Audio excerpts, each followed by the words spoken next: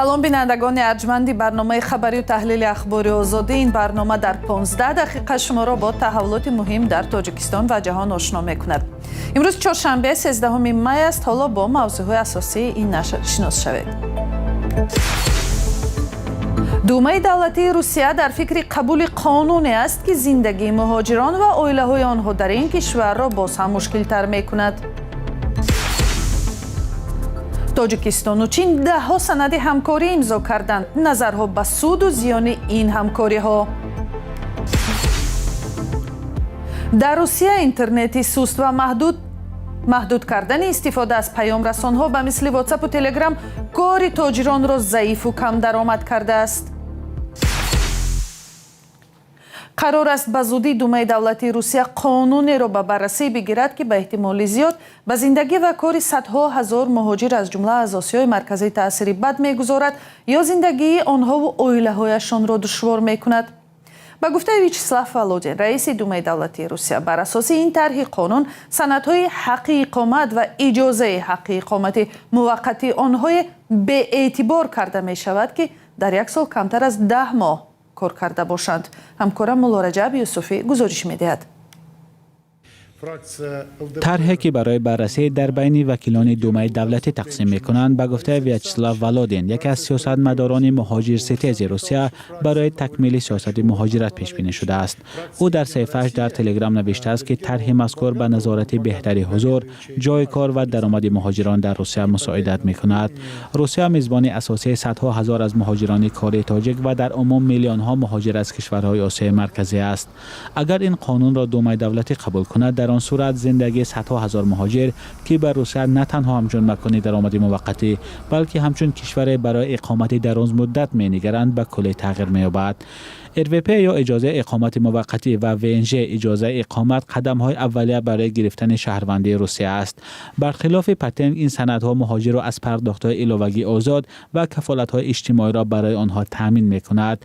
در صورت از دست دادن حق اقامت، مهاجر مجبور می‌شود یا روسیه را ترک کند و یا به پتن برگردد که کار زیاد و سرخرج دارد. دیگر اینکه بسیاری از مهاجران آسیای مرکزی در ساختمان، راهسازی یا ساحه کشاورزی فعالیت می‌کنند که موسمی هستند. کار 7-8 ماه از بهار تا تیر ماه ادامه می‌یابد و در این مدت مهاجران به وطن برمیگردند. طلبات کار 10 ماهه در 12 ماه سال حضور کارگران موسمی را ناممکن می‌سازد. آنها مجبور می‌شوند زمستان یا جای کاری ساخته جویند و یا ساحه فعالیت خود را عوض کنند.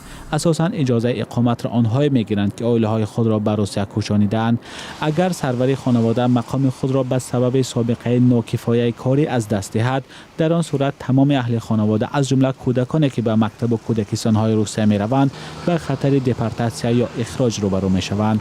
به گفته حامیان حقوق مهاجران که رادیوی آزادی با آنها صحبت کرد، قبول طرح قانونی نو به معنای تنگ شدن امکانات کار و زندگی در روسیه خواهد بود که به این هم در چند سال اخیر محدود و سخت‌تر شده است.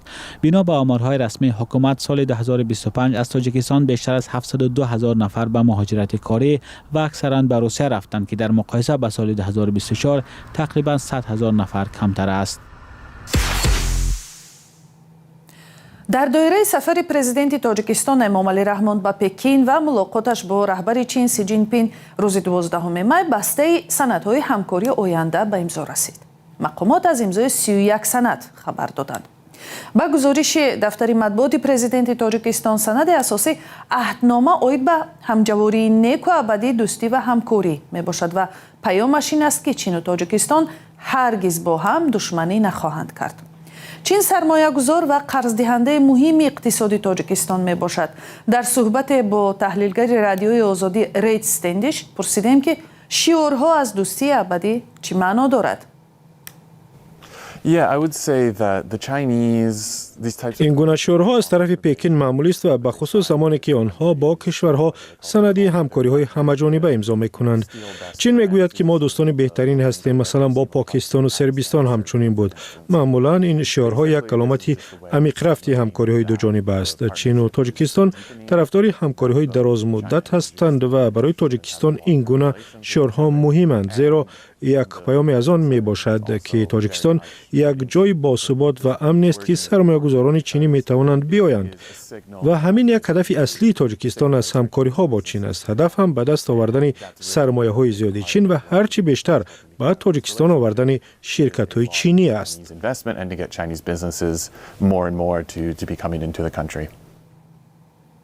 از همکارم همچنین پرسیدم که تا کجا توازن بین داد و گرفت تاجیکستان و چین رعایت می شود و امضای سازشنامه ها درباره همکاری ها در عرصه استفاده از هوش مصنوعی چه اهمیت دارد؟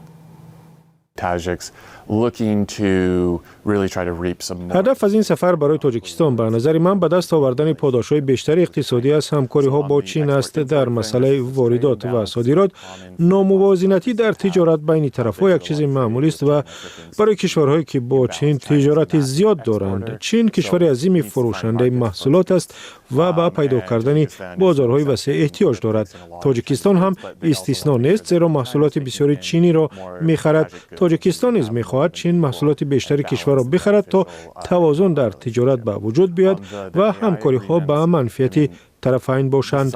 در مسئله سازشنامه‌ها درباره هوش مصنوعی، این را ما در همکاری اقتصادی در تمام جهان می‌بینیم، فقط خاص چین نیست. اقتصادهای قوی جهان در این سمت امکانات رشد زیاد را می‌بینند. تاجیکستان هم که می‌خواهد بخش از اقتصاد آینده باشد، در این سمت سعی دارد به چین تکیه کند.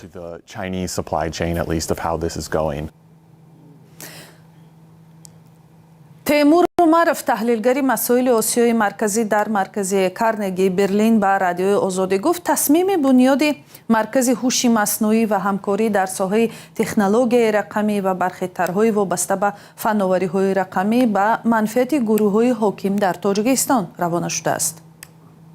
После того, как, собственно, Рустам Эмомали принял постановление о том, что все نمونه های آن وجود دارد که سیاست شهردار دوشنبه به شرکت های استحصال کننده ماشین های برقی چینی امکانیت های بهترین را در بازار مسافرکشی پایتخت تاجیکستان فراهم کرده است. این امکانیت بعد آن دست داد که رستم امامعلی امر صادر نمود که همه تاکسی های پایتخت باید برای خدمت رسانی به مسافران به ماشین های برقی گذارند.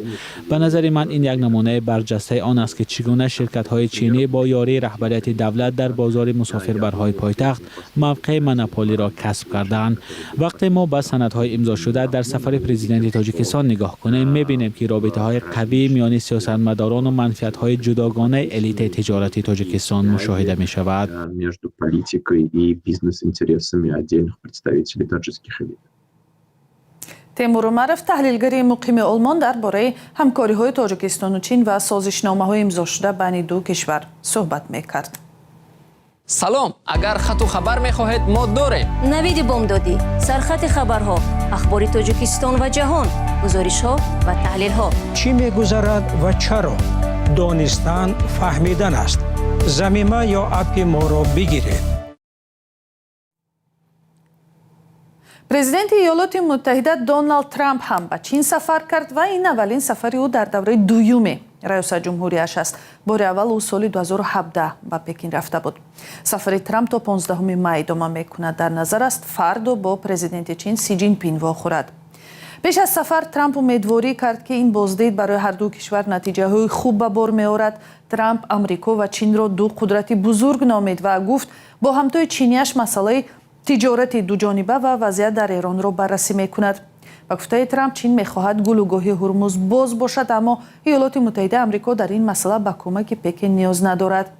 بسته بودن این گلوگاه سبب بالا رفتن قیمت نفت و گاز در جهان شد. چین هم یکی از خریداران اساسی نفت ایران است. دونالد ترامپ همچنین تصدیق کرده است که سی جین پین احتمال مسئله فرستادن سلاح‌های آمریکایی را به تایوان مطرح میکند. در هیئت آمریکا سرمایه‌داران بزرگی چون مدیر تسلا ایلان ماسک و رهبر شرکت اپل تیم کوک نیز حضور دارند. بینندگان ارجمند، در این فرصتی برنامه پارچه از برنامه سلام خواهر را می‌بینیم که درباره یک موضوع جالب بحث می‌کند.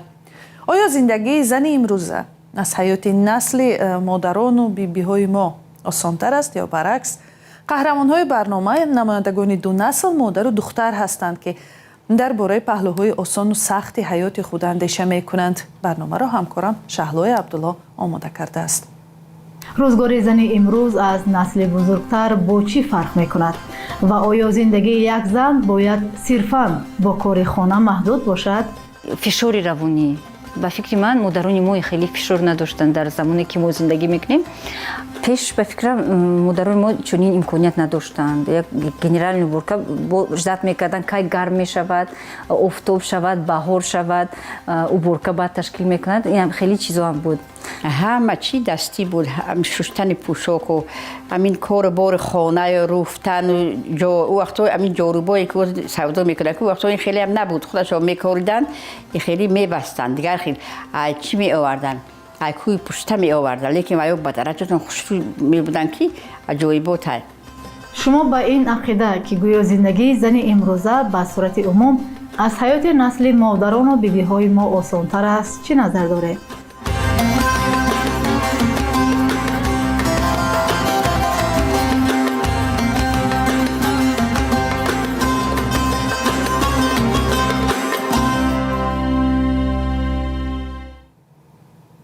بینندگان ارجمند، این برنامه به زودی در وبسایت azadi.org و کانال آزادی ویدیو در یوتیوب نشر می شود. منتظر نظر و اندیشه های شما نیز هستیم. محدودیت های افزاینده استفاده اینترنت در روسیه حتی تجارت های خرد را در این کشور با مشکل روبرو کرده است. محدود شدن کار پیام رسان های معروف به مثل تلگرام، سخت‌تر کردن نظارت از بالای استفاده قلف شکن ها یا خود VPN و قطع اینترنت موبیلی برای صاحبکاران در سراسر کشور مشکلات جدی را به بار آورده است. شهلای گلخواجه گزارش می‌دهد. наталия куковинец маҷбур шуд чанд бор барномаҳои паёмнависиро иваз кунад то бо муштарионаш дар тамос бошад. ӯ ки барои сагҳо либос омода мекунад, ҳамчун яке аз соҳибони тиҷорати хурд дар русия бо маҳдудиятҳои афзояндаи интернет аз ҷониби Кремл мувоҷеҳ шудааст. маҳдудиятҳо дар барномаҳои маъруф ба мисли Telegram, назорати сахттари VPN ва қатъи интернети мобилӣ барои ин ширкатҳо мушкилоти ҷиддӣ эҷод кардааст. барои бренди куковинец пас аз баста шудани Instagram дар соли 2022 ва паёмрасони WhatsApp дар моҳи феврал, Telegram ба ягона манбаи фурӯш табдил ёфт. аммо Telegram низ ҳоло таҳти фишор қарор дорад. ҳоло ки кори Telegram маҳдуд шудааст, гирифтани дархост хеле мушкил шудааст. бе истифодаи VPN барнома кор намекунад ва аксаран паёмҳо намеоянд. ҳамчунин боргирӣ кардани аксҳо мушкил аст. илова ба ин, баъзе замимаҳо ҳангоми фаъол кардани VPN дуруст кор намекунанд. наталия аз ягона нафаре нест ки бо ин мушкил дасту панҷа нарм мекунад. фаъолияти теъдоди бешумори ширкатҳои хурди тиҷоратӣ ва соҳибкорони инфиродӣ дар Русия